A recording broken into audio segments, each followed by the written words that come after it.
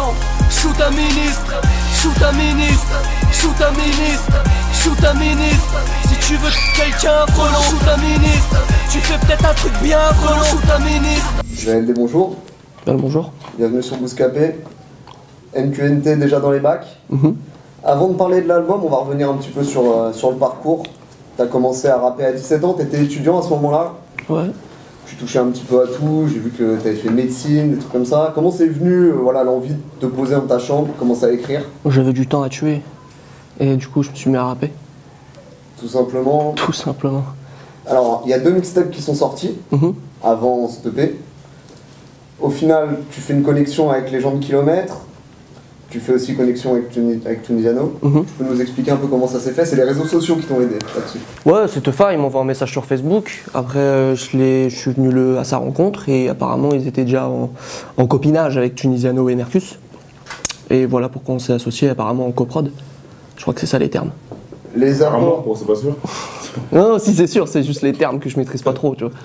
Les apports voilà, de ces connexions-là qui professionnalisent le truc, c'est quoi? Parce que je vois que dans ta façon d'écrire, tu l'as déjà dit, tu restes à faire ça à la maison de manière ce que tu appelais artisanale. L'apport, c'est que après, maintenant, je peux enregistrer au propre. C'est-à-dire que ma voix sort en HD, j'ai des vrais mix, des vrais mastering. Il est là l'apport et puis ils m'appuient, tu vois, ils me permettent de faire des vrais clips, de sortir des projets dans les bacs et tout ça. Chose que je n'aurais pas pu faire tout seul. Je ne suis pas assez organisé. Il y a eu des conseils, tu as été recadré dans ta manière de poser, tu t'es diversifié aussi au niveau des prods. Après non, c'était plus des envies, parce que moi, chez moi, je pouvais pas mixer le dirty en fait. Ce qui fait que quand je suis arrivé en studio, c'était la fête. Après, là où ils m'ont recadré un peu, ça va être sur la compréhension, c'est-à-dire que j'ai une tendance à être trop compliqué en fait. Et ça fait du bien en fait d'avoir des gens qui, faut que j'arrête de dire en fait, des gens qui sont totalement inconnus, comment expliquer, qui ne connaissent pas ma manière de parler et tout ça, qui me sont différents, n'est-ce pas? Et du coup, ils m'encadrent bien. Ils m'ont permis d'être plus compréhensible. C'était là où je voulais en venir. J'ai galéré. Ça marche. Cet album, enfin cet EP a été retardé de pratiquement 1 an. C'est-à-dire que les sons qu'on écoute en ce moment, c'est des sons que tu as pu gratter il y a 1 an, voire il y a plus, voire même avant de les rencontrer. Pas avant de les rencontrer, c'est dès que je les ai rencontrés, j'ai commencé à enregistrer tout un tas de nouveaux morceaux. Mais ouais, les morceaux là qui sortent, ils ont déjà 1 an et demi. Comment on le vit ça? Parce que j'imagine que C'est relou de fou, ça m'énerve. Tout ce qui sort, c'est pas mon niveau, je suis au-dessus et ça me saoule. Mais c'est pas grave. Donc tu penses quoi? T'as du retard à l'allumage? C'est-à-dire que depuis quelques mois, t'es déjà sur le prochain projet qui sera... Ouais, même le prochain projet, il est déjà fini. Non, j'ai beaucoup d'avance. Maintenant, je peux me branler en toute quiétude. C'était quoi le problème qui a retardé le... Le problème en fait c'était nous un tout petit problème d'organisation, nous on voulait sortir en indé et on avait quoi 1 ou 2 semaines de retard, un truc comme ça, et comme on a lancé le clip Autiste malgré notre retard par rapport au Distream, au cul, je sais plus trop quoi, au fait à la sortie d'Autiste on a eu les maisons de disques qui sont venues nous gratter l'amitié, donc voilà. On a dû rencontrer tout le monde et ça fait beaucoup de temps, beaucoup de personnes à gérer, c'est très long. Je baisse le monde comme un autiste, je baisse le monde comme un autiste, je baisse le monde comme un autiste, au lit, faire de l'ombre, j'ai la notice, oh oui, cherche selon l'état de folie, je perce le tronc, c'est l'euphorie, je baisse le monde comme un autiste, oh oui, peut-être que bon, c'est pas joli. Alors tu parlais d'autiste, il y a eu une polémique autour du clip, pour des gens qui ont fait peut-être que le regarder, qui n'ont pas trop écouté le message. Pour des gens qui ont vu le titre même, qui sont... Simplement. Mais comment tu l'as vécu ça? Parce que ça allait assez loin, t'as eu des menaces de mort, t'as eu des trucs comme ça. Ouais, après bon, je suis pas non plus un terroriste, donc les menaces de mort, je sais ce que ça représente, tu vois. Effectivement, les gens étaient assez énervés, c'était des parents d'autistes, que je comprends. Mais moi, c'était pas mon but de les énerver. Moi, je suis cool à la base. Tu le cherchais quand même un petit peu, tu savais qu'avec un titre comme ça, avec le scénario du clip aussi, ça allait peut-être piquer un petit peu, tu vois. Non, j'avais peur j'avais plus peur pour Shoot un ministre parce que je me disais c'est plus apte à foutre le bordel, Shoot un ministre. Mais Autiste, non, pas du tout, j'ai pas vu venir ça. Bah justement, je vais en venir à Shoot un ministre. Trop de corrompus, frère, défoule-toi sur les bons. Trop de pédophiles, frère, défoule-toi sur les bons. Shoot un ministre, shoot un ministre. Si tu veux quelqu'un, relance shoot un ministre.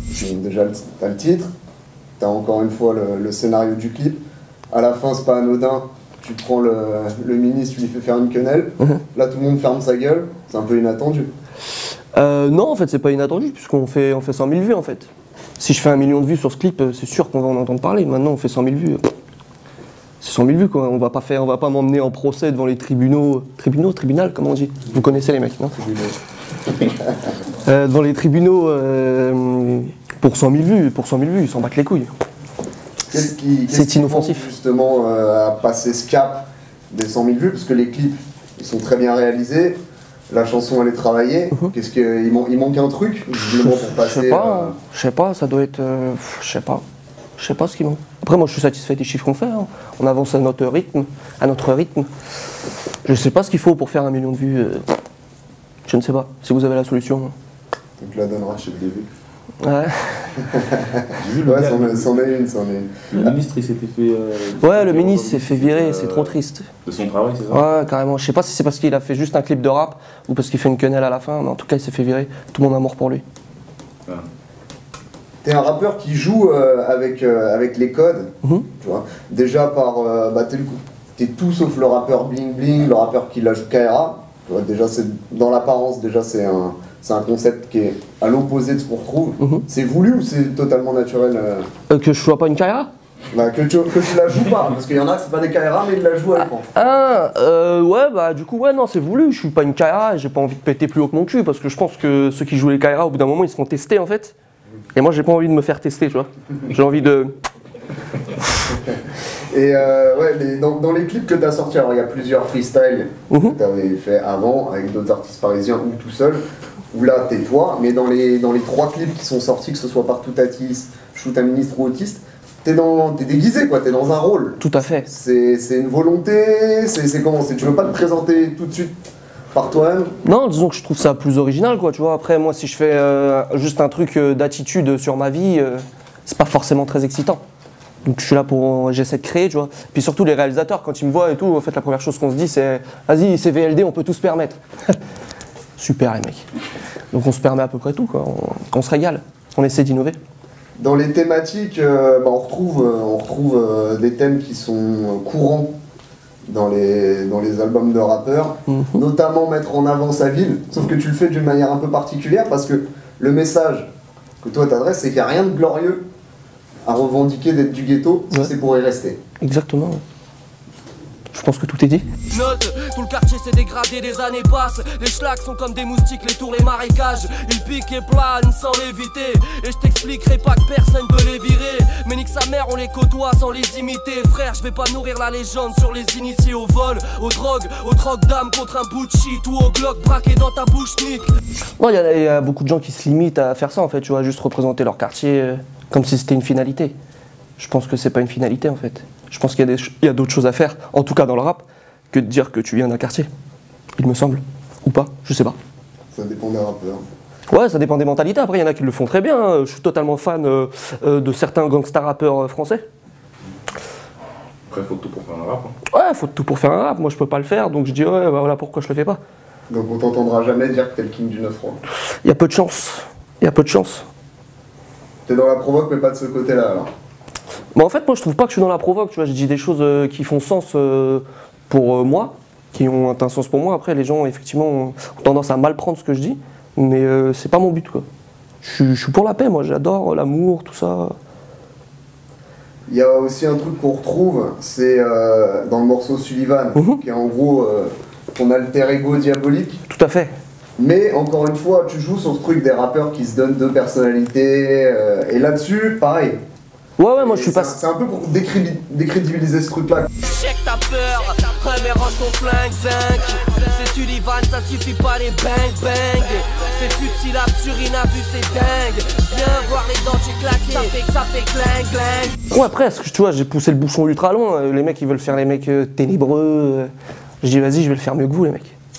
Et je l'ai caricaturé le truc, puis ça devient une espèce d'ego trip un peu original, un peu marrant. Tu vas m'expliquer aussi comment t'es venu le thème de la chanson Vie de cochon, où en gros tu décris le quotidien à excès de ta génération, en gros, parce que ça peut concerner tout le monde ce que tu racontes dedans. Si ta culture c'est le porc, non, tu te détruis, bouffe comme un porc. Gros, bande sur détruit, j'ai la bonne dose à enfiler dans ton groin, viens enquiller dans mon coin, c'est la boucherie des jambons. Comment ça t'est venu ça? Je pense que ça c'est un truc t'as dû prendre ton pied à le faire. Ouais, non, ça s'écrit vite. Après, c'est surtout que, tu vois, ma génération, je pense pas qu'elle est plus malsaine que celle d'avant. Je pense que la différence, elle est dans la revendication, en fait. Je pense que les jeunes d'aujourd'hui, les jeunes, donc les mecs de mon âge, en fait, ils revendiquent. Et encore une fois, c'est super cool d'être dans le péché, dans le haram. Et je dis, les mecs, bah bravo. On va aller loin avec ça. Ouais, la vie de moi, je suis en PF. Ouais, la vie de moi, je suis en PF. Même sans bulle dans mon champagne, je me sens plus en bon, je t'en parle. Frère, ça pue le savon dans le face. L'air inquiétant, putain, passe. Va falloir que tu m'expliques, il y a deux trucs que j'ai pas bien compris. Alors déjà, va falloir que tu me donnes la définition de PF. PF, c'est une expression que j'ai volée à Keto. En fait, une fois, il est venu en studio, il a fait « Oh, je suis en PF !» Et je lui ai demandé, donc ça veut dire apparemment je suis en pleine forme. Et donc j'ai pris son expression, en fait, je l'ai pris comme ça. Et depuis que je l'ai pris, il ne l'utilise plus, c'est génial. J'ai l'impression qu'il l'a pris un peu en bouche. Mais en tout cas, voilà, c'est ça que ça veut dire PF, je suis en pleine forme. Et après, on l'a décliné, en fait, je l'ai tellement utilisé avec mes potes que ça veut plus dire je suis fonce-dé que je suis en pleine forme pour aller faire du sport. Ok. Il va falloir aussi que tu m'expliques de quoi tu parles dans le morceau, je crois qu'il s'appelle Elle me regarde, c'est ça? De quoi tu parles en vrai? C'est assez dur à déceler. Hein. Ouais, bah moi j'ai l'impression que je parle de mon enfance. Après, a priori, je parle d'une femme, je sais pas. Chacun y trouve son sens. C'est ça qui est bien aussi. Ok, c'est Tu laisses l'auditeur interpréter. Ouais, totalement. J'ai pas. Quand tu l'as écrit, tu t'es pas dit. Ouais, j'avais une petite idée quand je l'ai écrit, tu vois, mais moi-même, j'étais pas sûr de ce que j'écrivais. C'est-à-dire que j'ai fini et j'ai dit, c'est vrai qu'on peut penser plein de choses. Et du coup, je l'ai gardé comme ça. Je trouve que c'est riche, ce genre de morceau.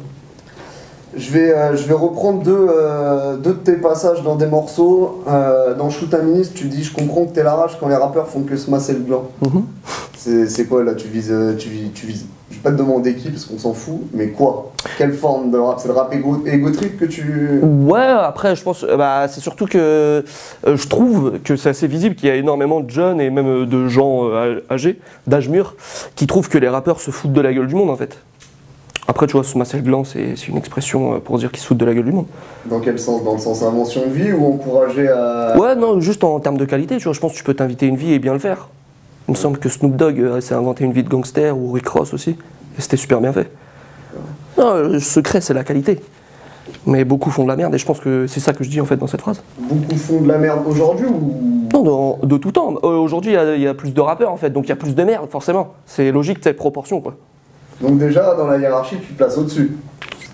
Bah, moi, j'estime que je fais de la qualité. Après, je pense qu'il y a plein de mecs qui peuvent m'écouter et me dire, mais qu'est-ce qu'il raconte ce trou de balle, quoi.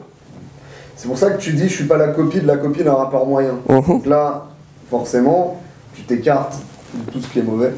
Ouais, totalement. Bah, après, c'est un truc de rappeur. Je peux pas. Bien sûr. Tu vois, je peux pas venir en disant, ouais, je suis la copie de lui ou quoi que ce soit. Tu vois, ça serait bizarre. Moi, après, c'est vrai, j'estime que je suis original. Après, peut-être je suis pas original. Hein. Peut-être je n'ai pas assez d'objectivité sur ma personne. Alors, justement, être original. Parfois, pour quelqu'un qui est pas bien prévenu ou pas très attentif, tu peux passer pour un rappeur gaulerie. Quand on écoute les textes, c'est moins le cas, tu dénonces pas mal de choses.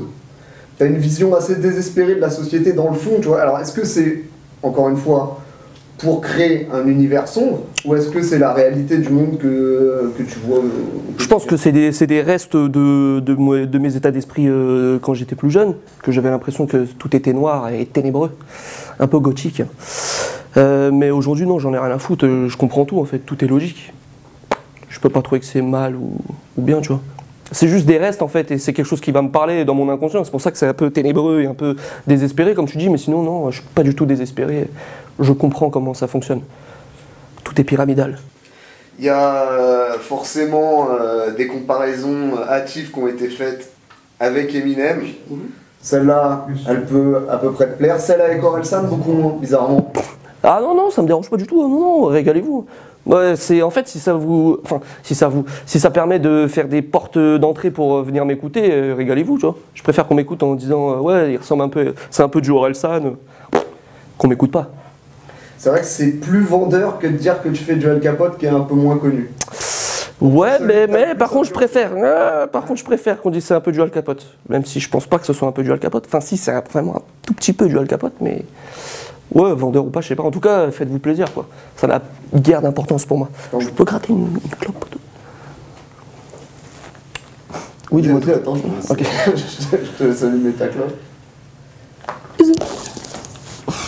Dans la manière d'écrire, t'aimes bien jouer sur plusieurs syllabes. En tout cas, t'aimais bien j'ai l'impression que tu le fais un peu moins pour mieux structurer les morceaux, parce que c'est pas simple. Ouais. Comment ça évolue? T'as l'impression de progresser ou En fait, ouais, disons. un automatisme en vrai d'écrire. Ouais, après, c'est devenu automatique de faire des grosses rimes et tout ça, mais en fait, enfin, j'en suis à un stade où je trouve que c'est une arnaque de faire des multisyllabiques, en fait. Ça n'avance à pas grand-chose, finalement. Il faut juste du sens et du groove. La multisyllabique, en fait, c'est de la branlette entre rappeurs. Hey, t'as vu, j'ai fait 8 pieds sur celle-là. Mais on s'en beurre, en fait. Donc c'est du rap pour les rappeurs. Hein. Ouais, du rap pour les rappeurs, il y a peu de gens qui les entendent. En plus, le public lambda qui ne pratique pas le rap, il n'entend pas les multisyllabiques en fait. Il va choper à tout juste la dernière syllabe, donc si tu commences à faire des placements et tout, il va dire oh mais lui il rime pas, tu vois. Alors que si, tout rime, tu vois, mais c'est nazi quoi. T'es parvenu à construire quand même une image forte, mais qui n'est pas encore perçue par le grand public. Bon, on en est qu'à l'EP. Ouais. J'imagine que ça va pas mettre beaucoup de temps avant que tu sortes un album parce qu'aujourd'hui, il faut être présent. Puis tout est prêt en plus, là il est là l'album quoi. Et alors ça, ce sera dans la continuité ou justement tu vas changer des choses pour peut-être viser plus large, avoir une force de frappe plus importante? Non, je suis pas trop dans la recherche de public, j'ai un peu du mal à faire ça, à faire des morceaux verts ou des morceaux un peu chantés et tout ça, parce que je sais qu'en fait c'est ce qui va rassembler les gens et c'est que c'est fédérateur le chant en fait. Je suis pas trop dans cette démarche là, j'essaie juste d'être plus musical, plus compréhensible et en fait j'ai compris récemment le groove en fait. Avant je comprenais pas le groove, maintenant je me sens un peu africain. Tu comptes vraiment en faire un métier? Parce que j'imagine que là, je sais pas si t'es encore étudiant ou si tu bosses à côté, mais pour l'instant le rap c'est une passion, t'as envie que ça devienne ton métier. Ça l'est pas déjà? En fait, là, ce que je fais, en fait, c'est que je dis en fait à chaque fois que je débute une phrase, je fais un pari en fait. Quand je les clôture aussi, je mets en fait. Là, je fais un pari. Je me donne 3-4 ans quoi, pour tout baiser. Sinon, 3-4 ans, j'arrive pas à en vivre. Je vais trouver une roue de secour. Et ce sera quoi? Je sais pas y penser en vrai. Non, ouais, j'ai des petites idées. Je sais pas. Gynécologue, j'aime bien. C'est pour ça que t'as fait médecine. C'est pour ça que t'as lâché aussi. T'as tout compris. Ouais, je vais terminer en te demandant en gros le ni queue ni tête. C'est un truc que t'avais fait avec un pote à toi qui s'appelle AD, c'est ça? Ouais, plus ou moins, ouais. T'avais fait des vidéos avec ça, machin. Est-ce que ça, tu vas le garder de côté ou vous allez continuer à creuser sur ce chemin-là? Bah, ni queue ni tête, c'est NQNT, c'est une espèce de style de vie, quoi. C'est depuis que je trouve que ça remplace la religion, en fait, pour moi, tu vois. J'ai pas besoin de la religion pour être serein. Depuis que je. C'est manière de penser alors. Ouais, exactement. J'appréhende la vie de cette manière-là. Je sais que rien n'a de sens. Ça marche. Bah, je te remercie. Je t'en prie. Sors le bourbon, j'arrive. Dans mes bourgeons rêves, je braque les fourgons de l'abri. Savez-vous qu'on baisse tout? Partout ma clique passe là, faut le cri de joie, partout ta tisse pas, partout ma clique passe là, faut le cri de joie, partout ta tisse pas, partout ta tisse.